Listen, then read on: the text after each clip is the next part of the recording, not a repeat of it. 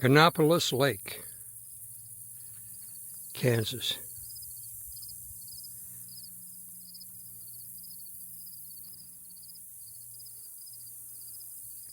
A Black Hawk helicopter came flying past a campsite. He was about 25 feet above the water.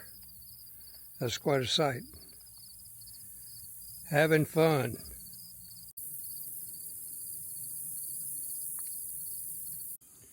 This is a little campground I'm in tonight.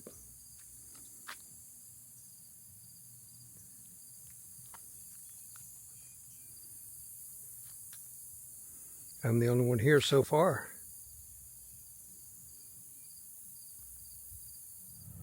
This is Lindsborg, the old museum, the old mill museum, and here's the old mill right here, I guess.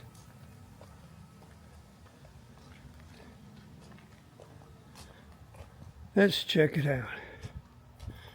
Look, they got a swim park across the road there, but it's closed.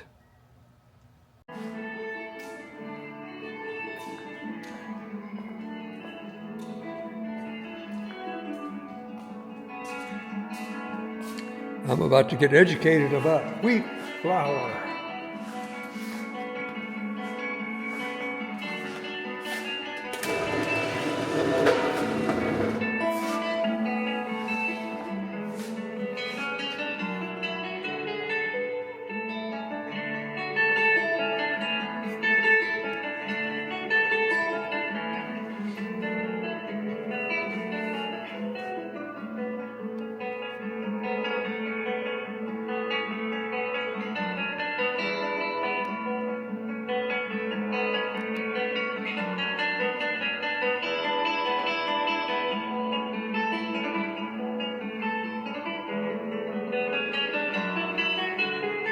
Shake, shake, shake.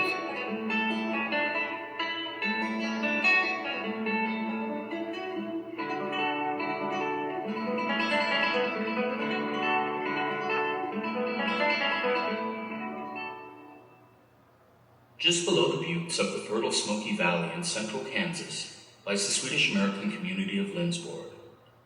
One of the first needs of the area's early settlers was for a mill to saw trees into lumber for their houses and to grind the grain they produced into flour. The community's first water-powered mill was built on the banks of the Smoky Hill River by Charles Johnson, an immigrant carpenter. Miller Johnson, as he was called, built a wooden structure housing 2 grinding stones and a sawmill in 1872. By 1889, the mill had been converted to the modern roller process.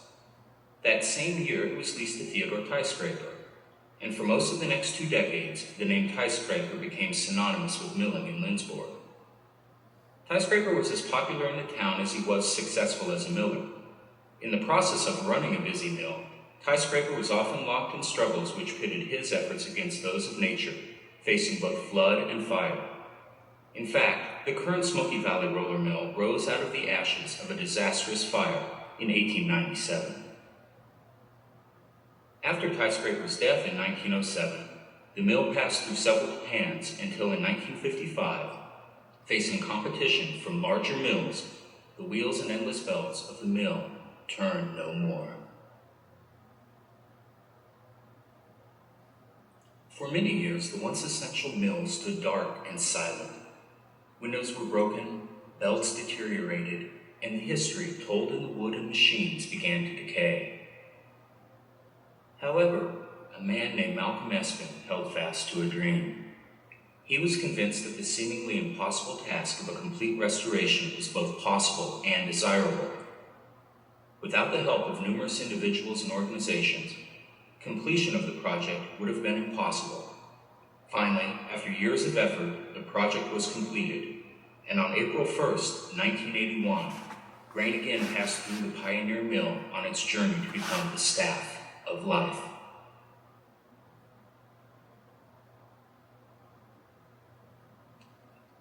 This mill here is the granddaddy of the modern mill, and I'm talking the gradual reduction process, where you go ahead and use steel roller mills to reduce the grain uh, by a breaking system and a middling system, then to go ahead and reduce it into flour. The beginning of the milling process begins with power. It is believed that the original Lindsborg mill was powered by water turbines rather than by an overshot or undershot wheel, which were often used with grist mills that used burr stones for grinding. The current mill was water-powered by 2 turbine engines. Later, a steam engine was installed for auxiliary power and was eventually replaced with an electric motor. This 150 horsepower motor powers the main line shaft. This shaft drives all the machinery of the mill through a seemingly endless series of pulleys, cogs, chains, and leather belts. The journey of grain through the mill also begins in the basement. From the mill's elevators, grain was moved into the basement and then augured from a storage bin to the boot, or beginning, of the 5th of the mill's 24 elevator legs. Cups attached to cotton belting transport the wheat to the 3rd floor. Here it undergoes a thorough cleaning process to remove chaff and other foreign matter in 3 machines, the cyclone duster and the horizontal and upright scourers. After the cleaning process, a small amount of water is sprinkled on the grain. This tempering, as it is called, loosens the bran and softens the inside of the kernel. The tempered grain returns to the basement, where it is again picked up and transported to the first of 6 double stands of roller mills, or brakes, on the 1st floor. Inside each brake are either 2 corrugated or smooth rollers. Turning at slightly different speeds against each other, these rollers each perform a step in the gradual reduction process of turning wheat into flour. The corrugated brakes cut the kernels of wheat into small pieces. Then the smooth rollers grind the stalk into particles of ever-decreasing size. From the brakes on the 1st floor, the product drops to the basement, where it is picked up in one of the elevator legs and brought to the peak of the roof on the 3rd floor. Here it is discharged from the elevator leg to a hollow chute, which brings the cut grain to the first of 3 sifters located on this floor. These sifters have a series of 60 sieves through which the product must eventually pass. These range from wire screen in the first sifter to a very fine silk mesh in the final stage.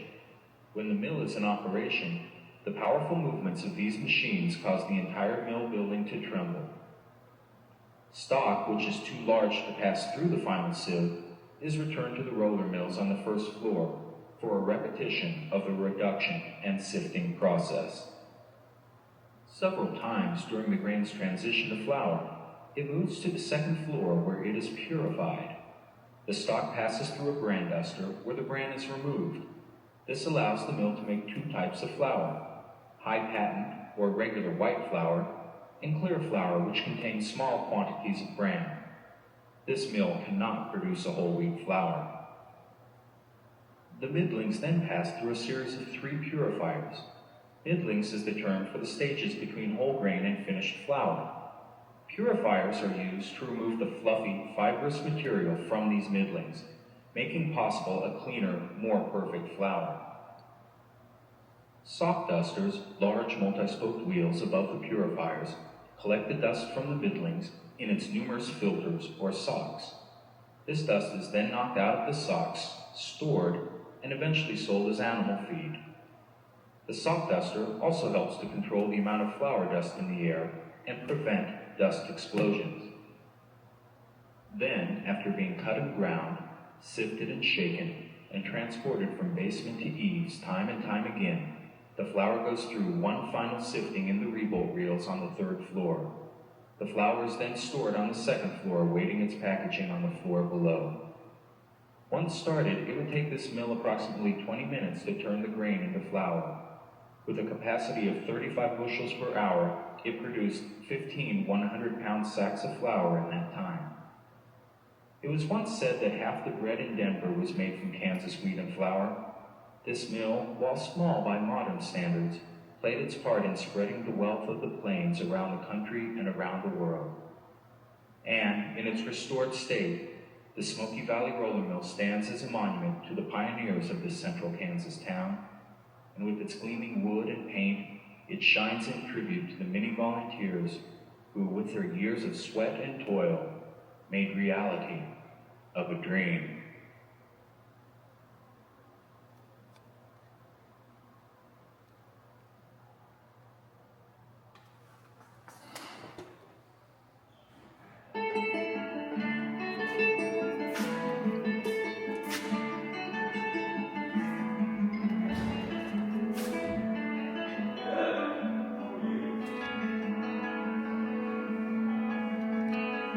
Smoky Valley's best.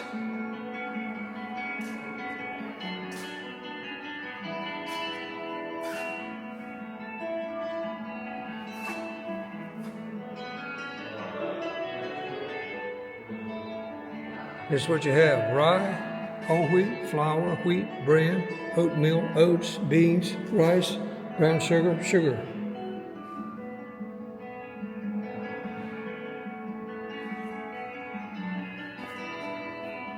There it is.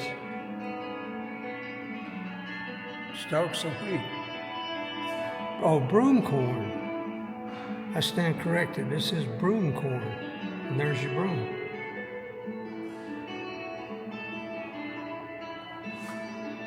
Barrel of flour, anyone?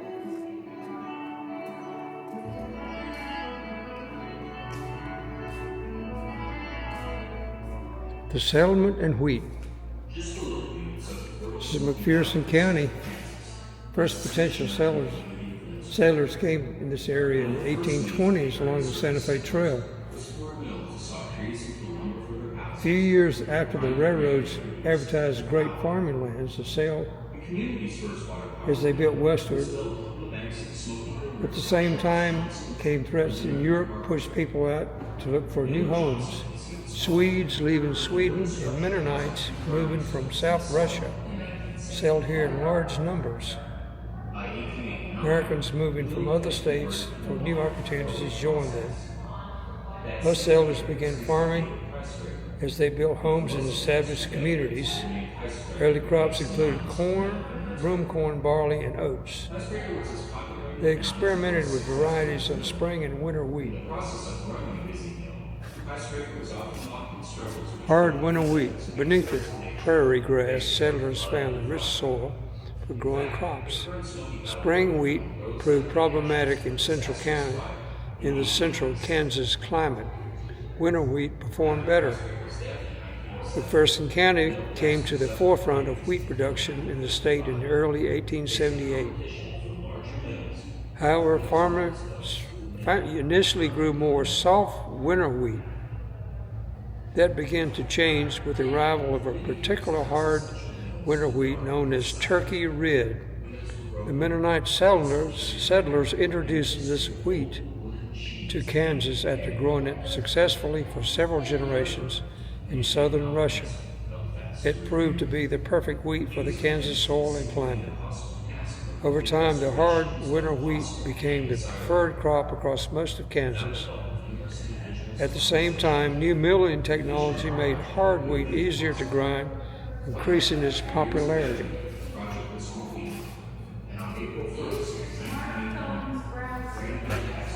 Hard winter wheat. 6 classes of wheat grown in the U.S.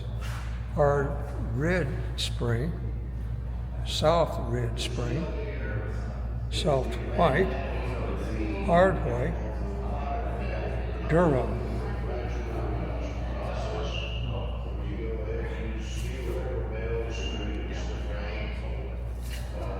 Anatomy of wheat. Kansas wheat. Rediscover wheat. All right, here we go. Here's the bran. Endoderm is the inside, and the germ. Sometimes it's called the wheat berry. The kernel is the seed from which the wheat plant grows. Tiny seed contains 3 distinct parts that are separate during the milling process to produce flour. Endosperm, about 80% to 3% of the kernel weight, and source of white flour. Bran, about 14.5% of the kernel. Bran is included in whole wheat flour and also can be bought separately.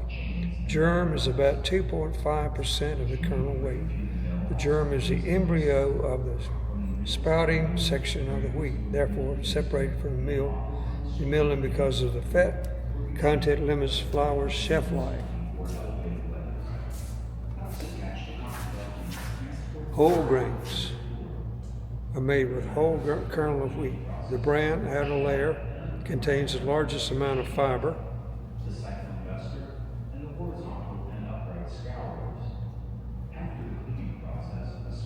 B vitamins, trace minerals, and small amounts of protein. The endotherm, the middle layer, contains mostly protein and carbohydrates along with small amounts of B vitamins, iron, and soluble fiber.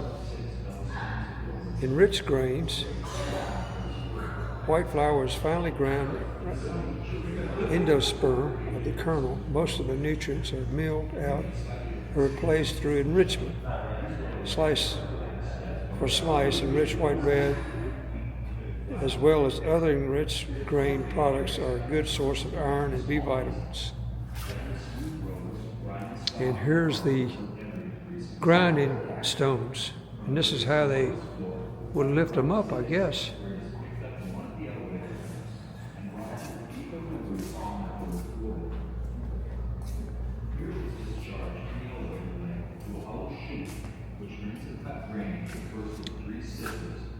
Was this how they shipped the stones?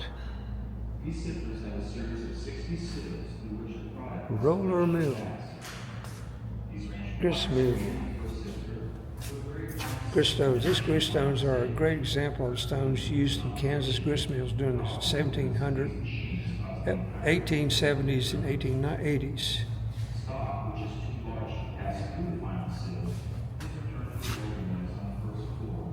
Yes, this is a wood case they were shipped in.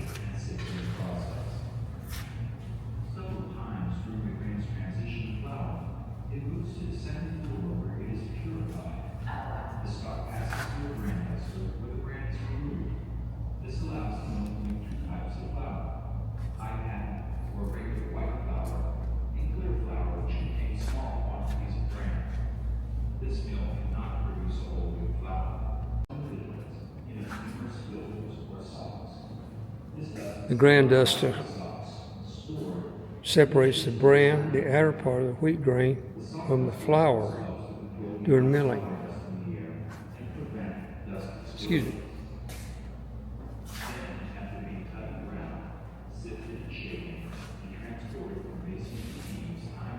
The roller mills look for ways to remove more bran from their wheat flour, while the sifting and purifying process improved over time in grist mills. It was a change in the grinding process itself that finally made the difference in the 1870s. A new technology using chilled corrugated rolls changed the industry.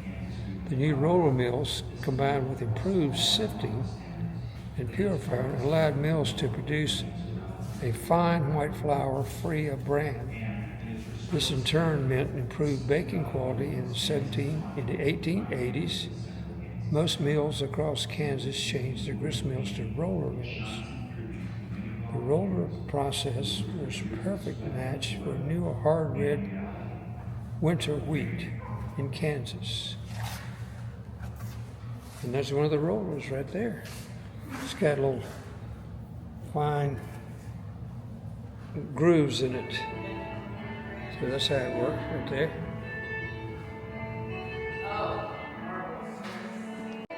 McPherson County Mills. Boy, they had a bunch of them. There's one called Moonshine.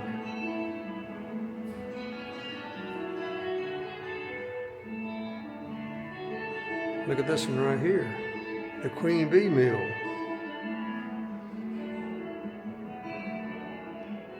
The Pearl Mill.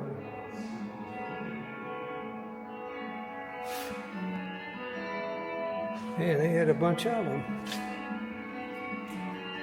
Okay, this is where I'm at right here. And this is the Smoky Valley Roller Mills, which I'm about to tour.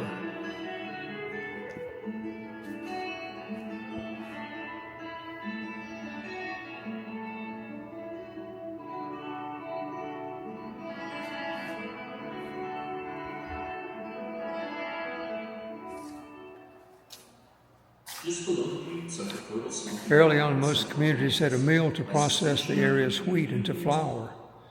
The mills changed fairly quickly from grist to roller technology in the 1880s to 1890s. They took advantage of the changing technology for power, moving from water to steam to electricity. McPherson County had 11 major mills and associated elevators across its communities. 1898, there were almost 500 mills in the state. Most mills saw expansion through World War I and the 1920s. Many of the products shipped as export across the country into Europe. After World War II, however, changes in machinery and transportation and laws began to make the small community mills like these more obsolete. Today, there are 12 large regional mills operated in Kansas. They produce enough flour to keep the state as leader in flour production. The Midwest on ice.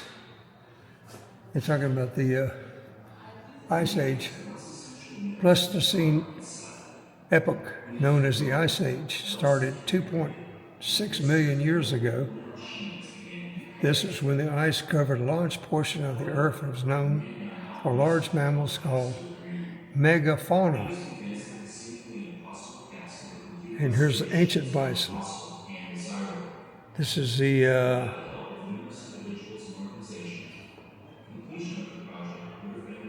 don't know what bone that is. The right humerus. Okay, ancient horse. That's the teeth. Ancient camel.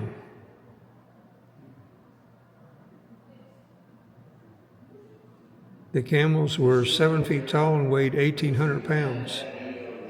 That's part of the left humerus. And here we go.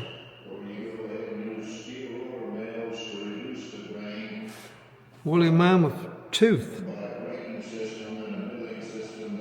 Woolly mammoth, part of the skull. American mastodon tooth. The American mastodon is commonly confused with the woolly mammoth. Unlike the woolly mammoth, the mastodon was distinctly related to elephants and had different physical characteristics. It was approximately 9.8 feet tall and stockier than a mammoth.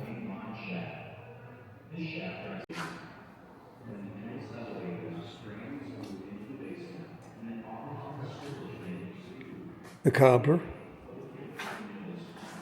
and the Gunnarsons. She was sewing. All right, we have Tenor Johns.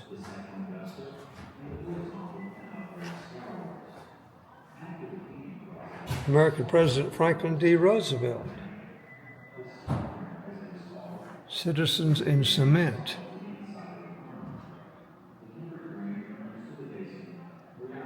National inventors, Henry Ford and Thomas Edison.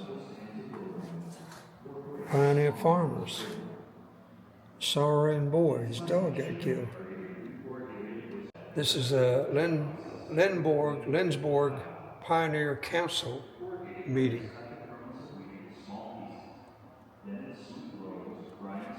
And what is this? This is Lundgren prepares for winter, sawing wood. And there's the dog chasing the rabbit. And this right here is some kind of meeting. And this is a pioneer doctor making a house call for the sick child. Old Mill, New Life. Celebrating 125 years of Lindsborg's historic landmark.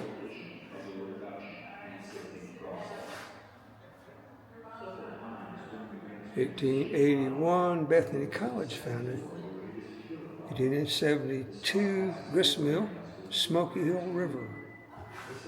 New grist mill and dam were built by Bergen, converted to a roller mill.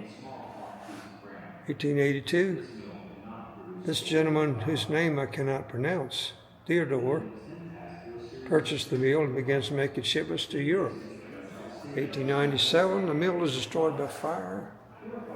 Smoky Mills is reopened and the current building. A flood and extensive damage to the mill in 1903. A new shipment of dam, a new improved dam and water power system were built for the mill.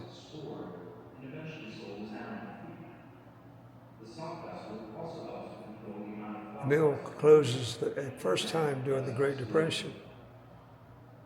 Work on the riverbank. New ownership, 1834. 1955, mill closes as modernized and becomes too expensive and competitive. 1859, the Ruback family donates the mill to the McPherson County Fish and Game Commission. Sells the mills to the county. Smoky Valley Roller Mills is added to the National Register of Historic Places. And the first Mill Fest takes place in 1994. McPherson County turns the property over to a newly incorporated nonprofit. I'm not sure what this sailing boat is about, but it seems like I'm in a boat right now.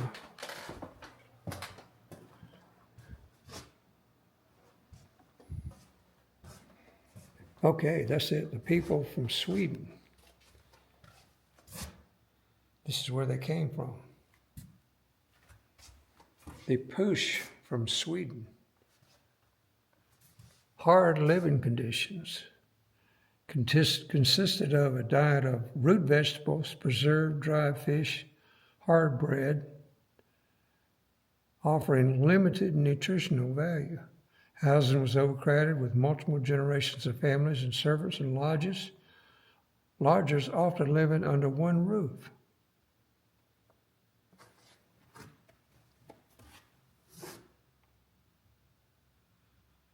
Population growth between 1750 and 1850, Sweden's population doubled. Declining social mobility, desire for religious freedom. And what is this stick right here? It's a kind of measuring stick. The promise of America. They packed up and left Sweden. From 1867 to 1869, severe weather conditions triggered a devastating famine known as that. With crop failures and starvation, intensified hardships, drove many to immigrate, the promise of America. The difficulties in Sweden made the prospect in America increasingly appealing. U.S. Homestead Act of 1862 promised free land.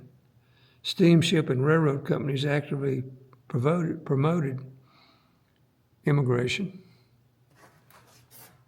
Okay, so here we go. From Sweden, the rats traveled by Swedish immigrants. New York, Quebec, Montreal, Halifax, Portland, Maine, Boston, New York, Philadelphia, Baltimore. And this is one of the ships right here. Look how they got them divided up. Single women,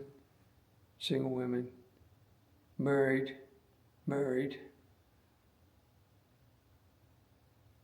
single men.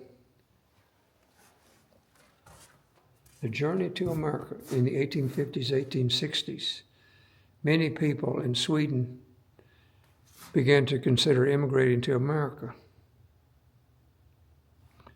Initially, only those with enough money could afford the journey, meaning that the many poor Swedes were left behind. However, it was common for a male family member to immigrate first, secure work, send money back to bring the rest of the family. Before leaving, immigrants needed two important documents. First, they had to obtain a transfer certificate from their local pastor, showing they had received permission to leave Sweden. This was an official document required by the Swedish authorities. Second needed was an immigrant contract, which was essentially their ticket for the journey and served as a form of travel documentation.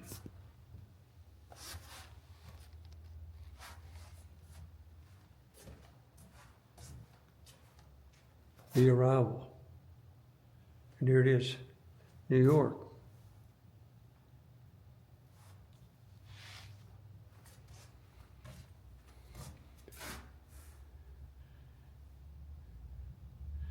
They were taken to the Castle Garden Immigrant Depot at Battery Park.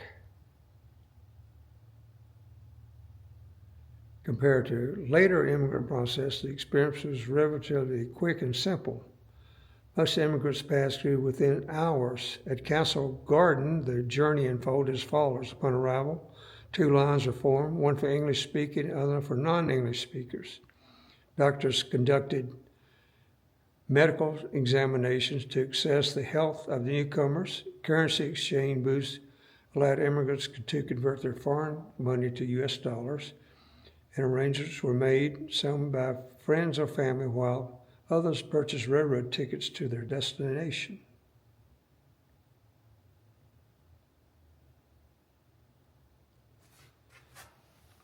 All right, so here we are in New York, and they would go this way on the railroad, and then down to Kansas.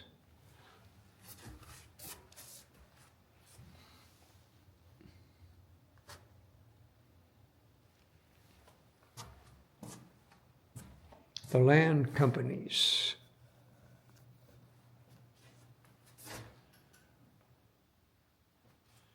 First Swedish agricultural company off of McPherson County, a group of men met at Emmanuel Lutheran Church in Chicago to form the first Swedish agricultural company, where they managed to secure approximately 13,000 acres of railroad land. They also claimed homestead land, which was consisted of every section.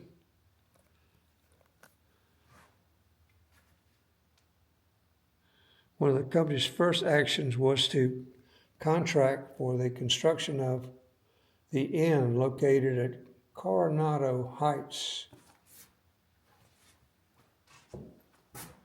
Look at this big case that these are in.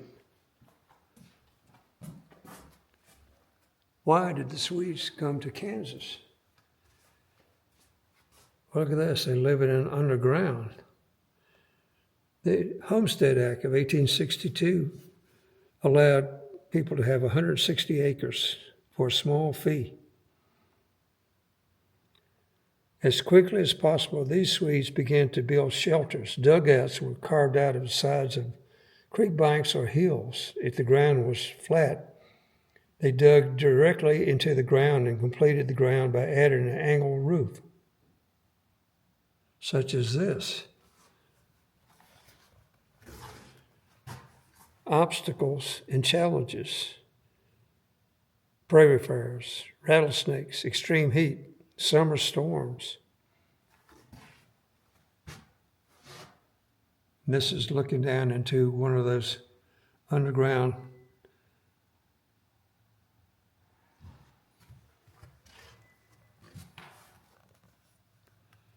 and here's Kansas.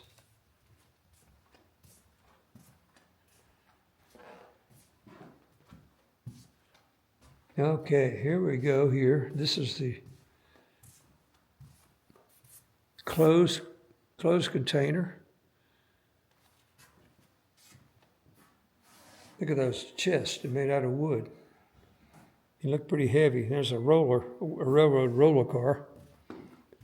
3 churches here: Fremont Lutheran Church, Bethany Church, and Salemsburg Congregation.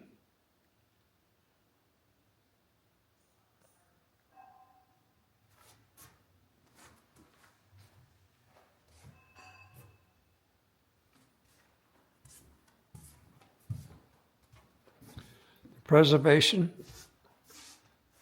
preserving our heritage, art in the Smoky Valley.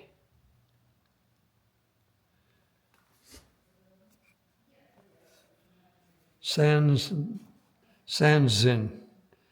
became the head of Bethany College Art Department. He's the one with the paintings I saw at McPherson.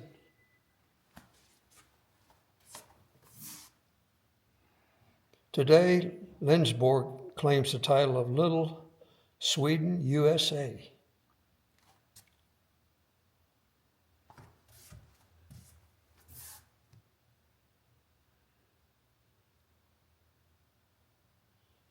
Education and music traditions. Education in the Smoky Valley. Bethany College. They were sent to public schools to learn English, reading, writing, arithmetic. Swedish school was offered in the summer to receive religious instruction, always delivered in Swedish. Congregations received catechism training as a part of the confirmation, and the first community high school was formed in 1879. They also have Bethany College.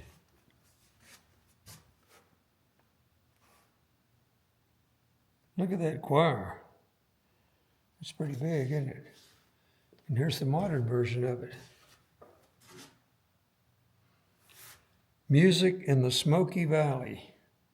Swedish settlers brought a passion for music with them. Music was an early focus of church communities who often made the acquisition of a keyboard or organ one of the first priorities. Children were expected to sing or play at least one instrument.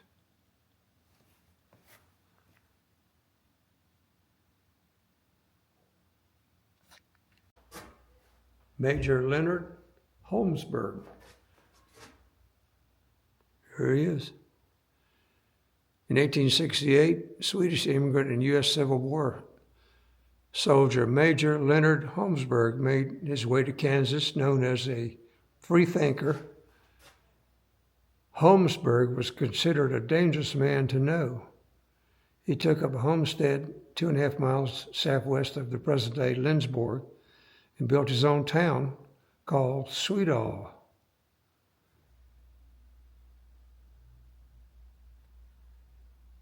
There's pictures of some of the buildings there.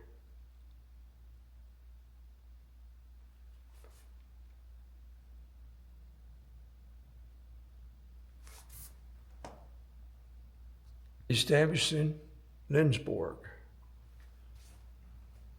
That's one of the early log cabins. Look how those logs are. They're not very straight. They're probably cottonwood.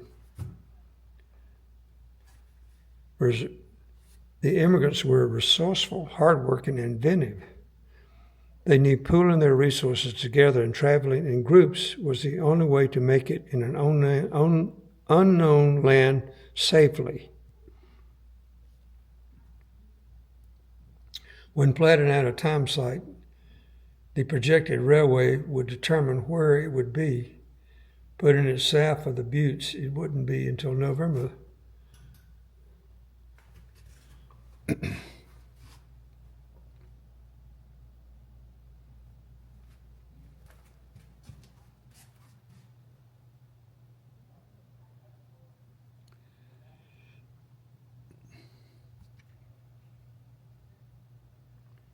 Okay, we got another nook. Or maybe this is a front door of a house. Yeah, that's what it is. So, we get to see what the interior of the finer houses were. And a piano, a violin, an organ, pump organ. And look, there's a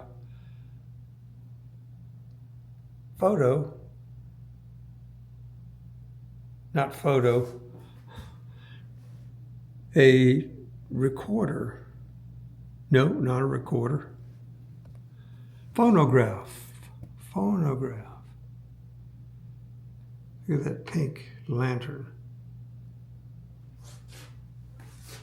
And the chairs. That one's kind of narrow right there.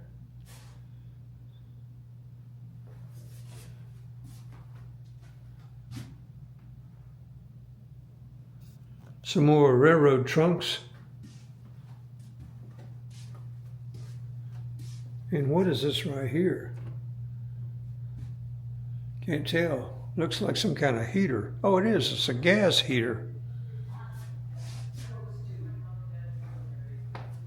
Here's the bedroom. And look, a parrot in a cage. This is a child's bedroom.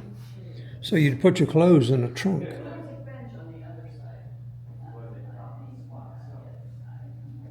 Food supplies per person traveling from Sweden to America during the sailing in 1849, 1854.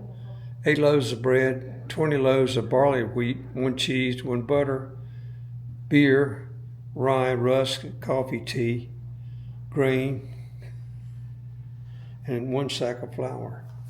All right, here's the typical kitchen of the 1880s, 1890s, somewhere along there. Got a wood stove. There was a lot of work cooking back then. A lot of preparation. Oh, it must have been in the 20s. There's a telephone, wall telephone. Look at that cob pipe there.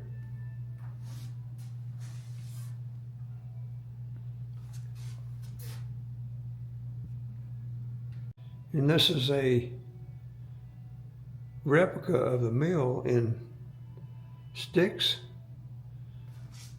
or wooden. All right, here we have the dining room.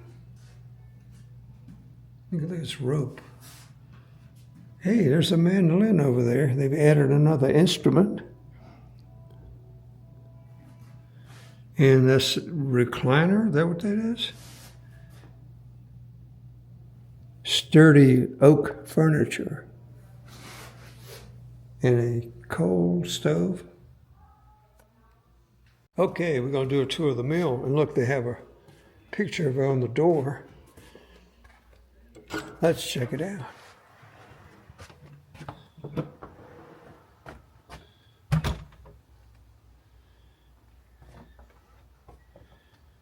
And here's some farming machinery. Is that some kind of plow? And this is mill equipment here. All right, let's back up and get a wide angle view here. This is the original building. And it's on the National Register. Look at this banister here, made with wrenches. And here's a horse collar. They didn't waste that old stuff, and then they made it into something else. 1872, the original grist mill and dam. And the new one was built in 1898 after the fire.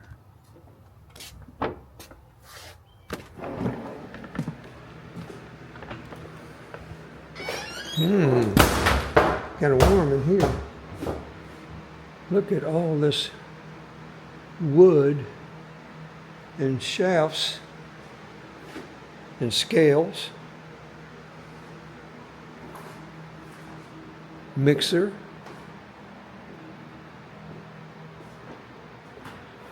And all these belts.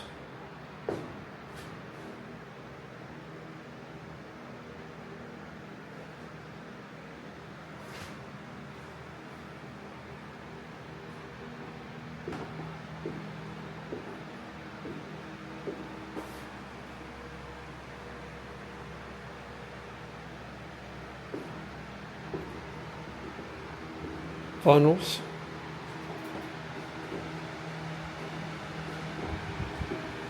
pancake mixer. All this specialty equipment, turbine. Source of power for this mill was the river. So the turbine in the water there, connected to the shaft with the belts upon it.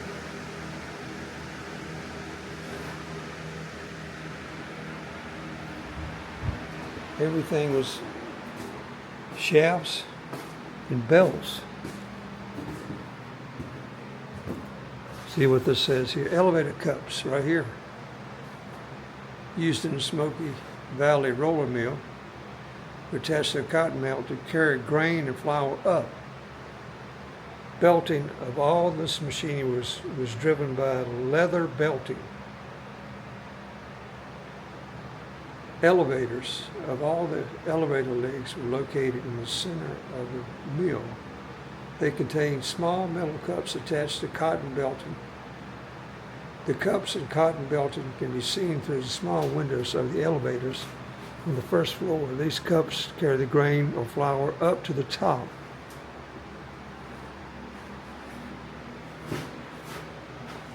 Look at this big belt. This must be the main one. Look at all this. Can you imagine the racket? Here they are. Here are those cups. Look at all the wheels and belts and shafts. And here's something right here. Oh, this is how you filled up a sack right here. So you set it on that. Let's go down the middle here and see what they got here. What's this? Barrel. Fourth brake rolls. You had to make sure you didn't get your hands caught in these belts here, or clothing even.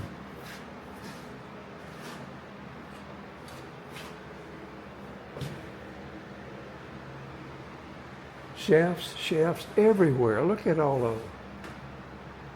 How do they keep up with all this stuff?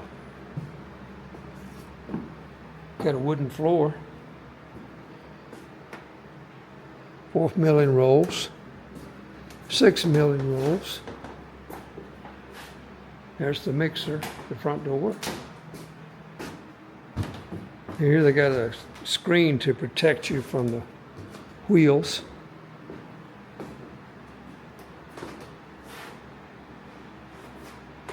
Fifth milling rolls.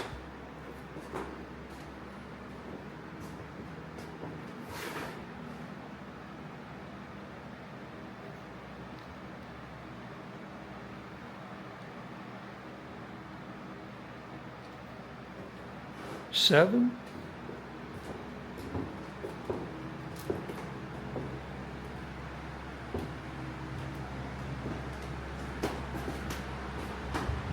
Here we are, the kernel of wheat, and look at all the varieties in Kansas.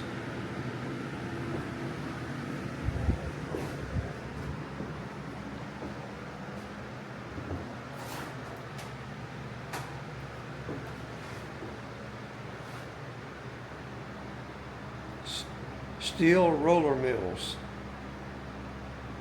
That was the new technology that changed the industry.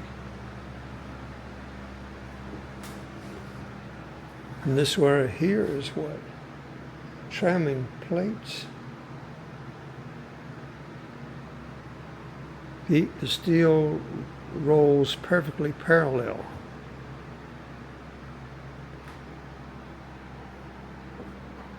All right, Smoky Valley best. How flour is milled at the Smoky Valley roller mill. A simplified diagram. Good. That's what I need. All right. Dumping up the scale. Here's the truck. They got an auger where the flour goes into the elevator, goes to the separator. Then a magnet, iron and steel particles removed. Scourer beats in a screen cylinder, scour out impurities and roughage. Tempering, water toughens outer brand coats for easier separation. Tempering bends. First break, corrugated rolls break the wheat into coarse particles. Goes back up to the top. Sifter. Broken wheat is sifted through successfully. Screens. Here's a purifier. Sifter. Purifier. Purifier. Sifter. And there you have it, Smoky Valley flour. And then up here, this is a more sifter, reduced rolling. I don't know why they have this one out here. But anyhow, Kansas and flour. Okay, let's check out the office here. Look at this big shaft adjuster or something. And here's his office. This gentleman here that bought the mill, Teach Graber, something like that. Look, they got typewriters. Oh, we got some portraits on the wall there. We got typewriters. Got us half a safe to keep the money in. And then this is a bench used by the bookkeepers. Everything had to be written by hand. Got to have a ceiling fan for the summertime. No AC. Smoky Valley Roller Mills. There's the water dam, the mill pond. Here's the gentleman that built it originally, Mr. Johnson. And this is the fellow who bought it after Mr. Johnson's death. Look at the flood there.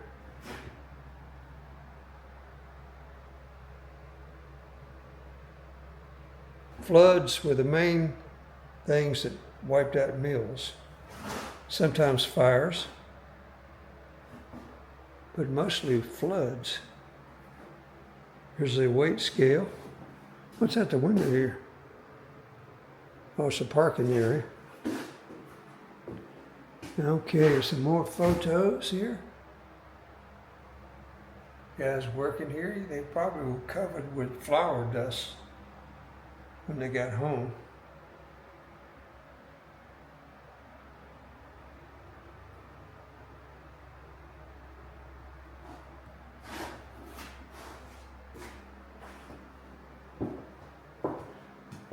Here's another diagram. So here it is. They dump the truck. The truck dumps it. It goes down to the basement to through an auger, then to the top, to the separators.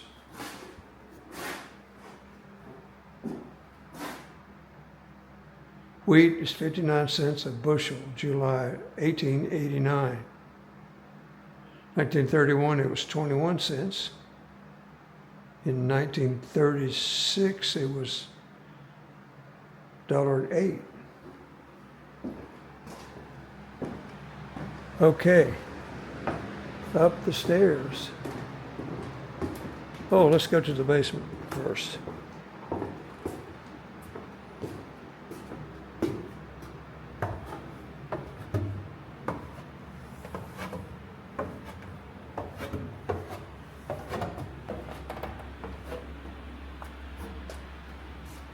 Here we go. Here's where all the big power belts are, and wheels and shafts.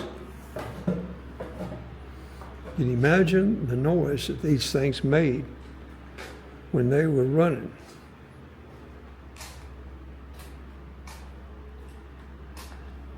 So you see how it sits all the way to the bottom, then back to the top again. There's several processes. Let's go this way. Watch your head. There's the auger right there. And here's the shafts. Not the shafts, but there's the auger.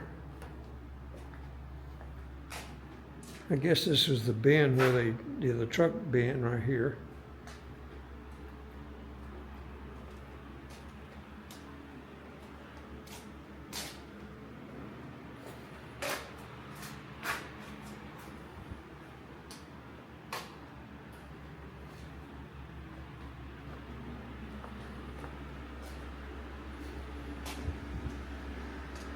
Look at this is hand hewn rock here. Let's go upstairs. These big windows here.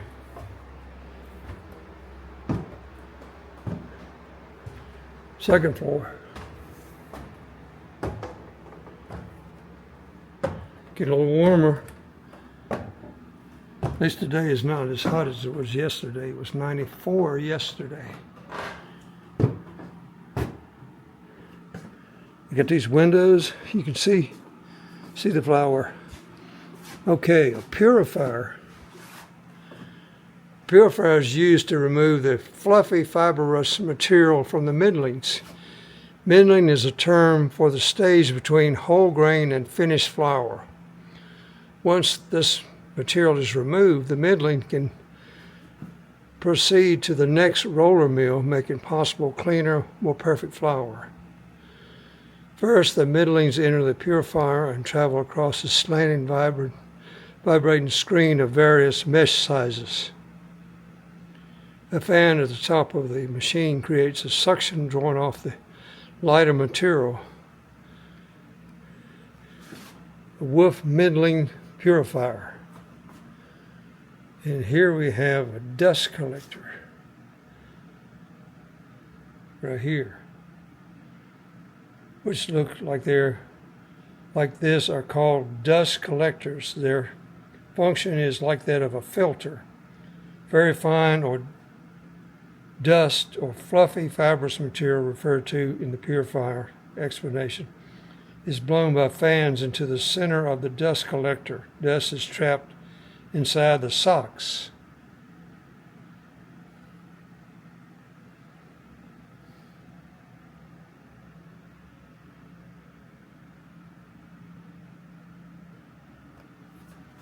Okay, so I guess these are the purifiers.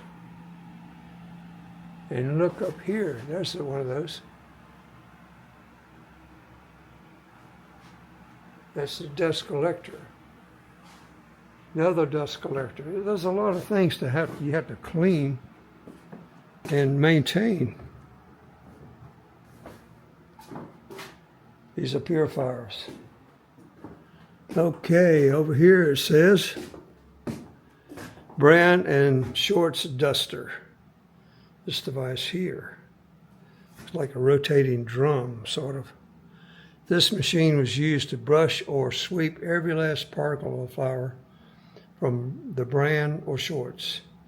Inside this machine, a wire screen is tacked to a conical wooden frame that has a horizontal axis. Brushes resolved within the structure. Brand duster.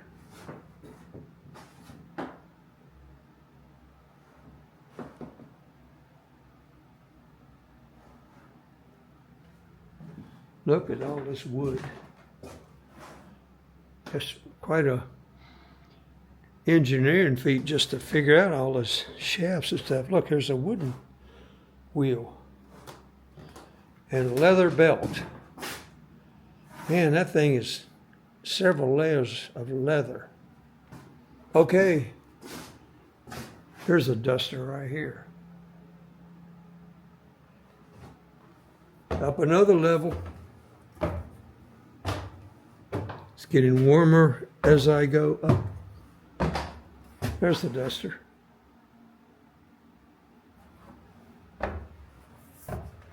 So all this stuff had to be cleaned up periodically. Here's the sifters here. Look at those socks.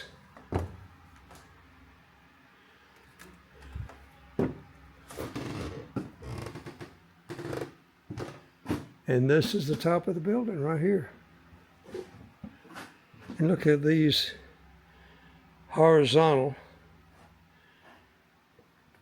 It had to shake. This whole thing was shaking. Can you imagine the vibration? They said the whole building would vibrate when these things were working.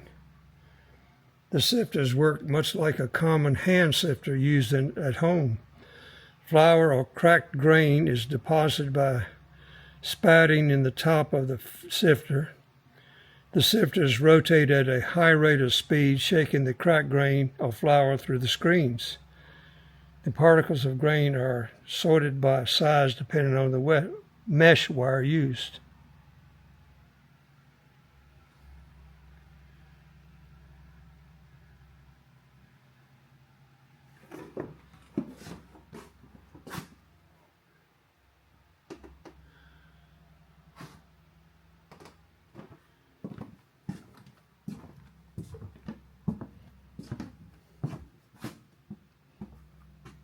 And this device right here is called the scourer. Looks like some kind of drum. The scourer. Of the two scourers in this mill, one functions horizontally and one vertically. In these machines, the wheat is knocked against the coarse wire cylinder by long steel paddles revolving inside the cylinder. Any impurities or roughage or remaining is therefore removed. Lighter material is removed, is blown by a fan into the scourer, into a duct leading to the dust collector. Now, I guess this is a dust collector maybe. Here's a magnet. Magnet is used to separate the tramp iron from the grain. Not only does the use of magnet prevent the production of ground steel flour, but it also protects the machinery from damage and helps to eliminate sparks which could ignite the grain or flour dust and explode. Look, there's some metal here. Okay, here's the magnet right here. Got to get the metal out of there.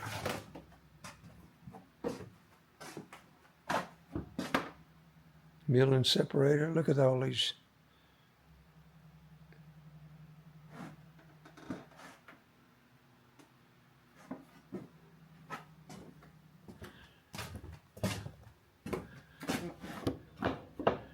Look, it's got a, you can look at it. So the top part is brick.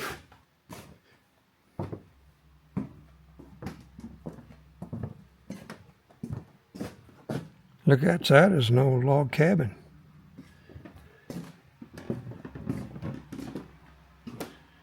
Chambersburg, PA is where this was made at. Do not climb for your safety. There's a catwalk there where they'd have to check it at the top or service it, whatnot. Buckley. There's a small mill used to regrind the flour towards the end of the flour making process. It breaks up any small chunks of wheat which have formed.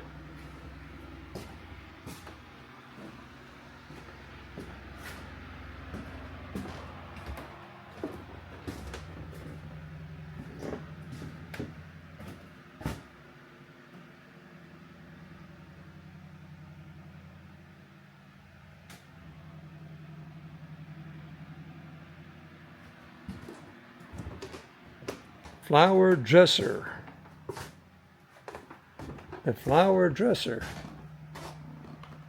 was the final processing machines that the flour passes through before sacking. In this machine, the flour is thoroughly mixed and aerated while any remaining coarse granules or lint are removed. First, the stock enters one end of the machine into a fabric tube. This tube rotates as flour sifts through the conveyors below. Elevators made of angle iron mix the flour in the tube. A brush running through the length of the tube helps the fabric, keeps the fabric clean. The brush flour can be channeled by numerous valves into bins below.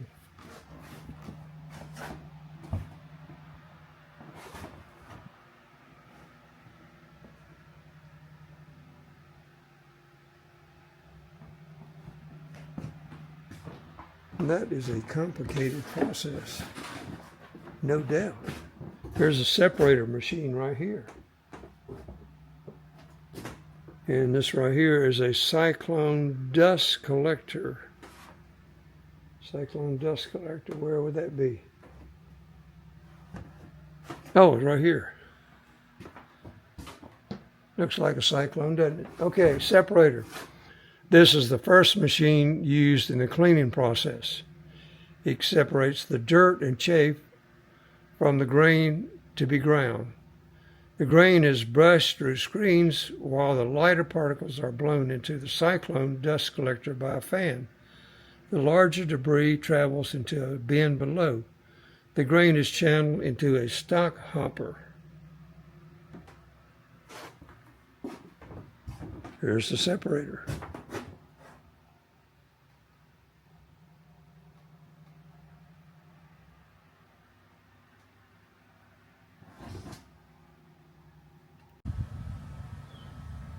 That was very interesting. And look at this fence. It's made out of steel. But it has buildings and other things drawn in it. And I don't know if this was computer. I don't think it was computer generated. And there's some, looks like lava rock. And look at these flowers right here. This is interesting. They are, for sure, flowers. I mean, they're not plastic. Okay, let's go over here to the, we have a cedar tree here.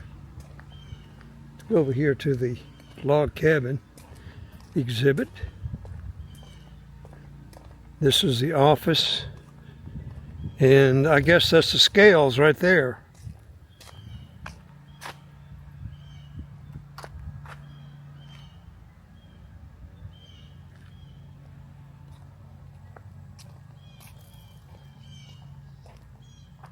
Let's check out the cabin here.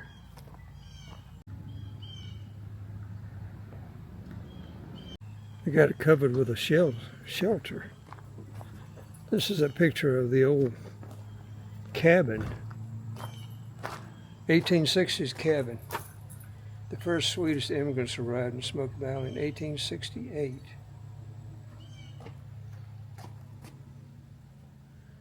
Got a nice stove in there. Not very big though, is it? And a cradle.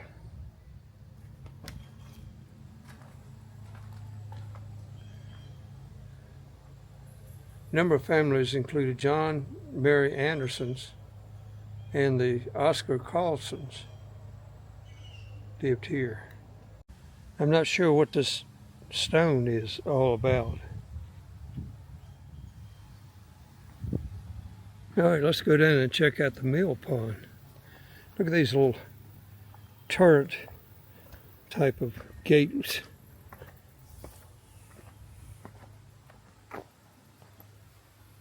What's over here?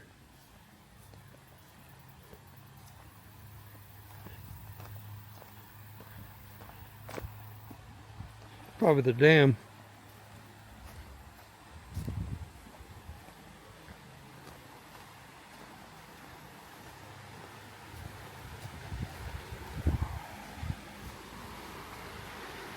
Yes, it is.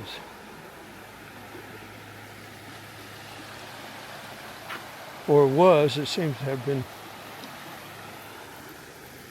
And look, here's the gates right here. So the water would flow into here, and the wheel would be right in this section right here. powering the shaft to the mill. Smoky Hill Creek. So grown up, you can't hardly see the water. Got some nice rock work here.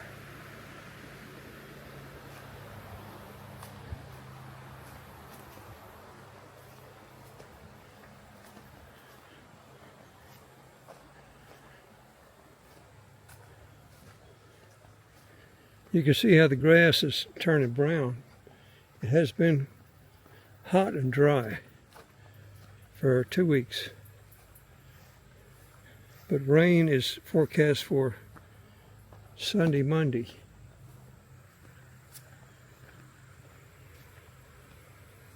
And here's the river.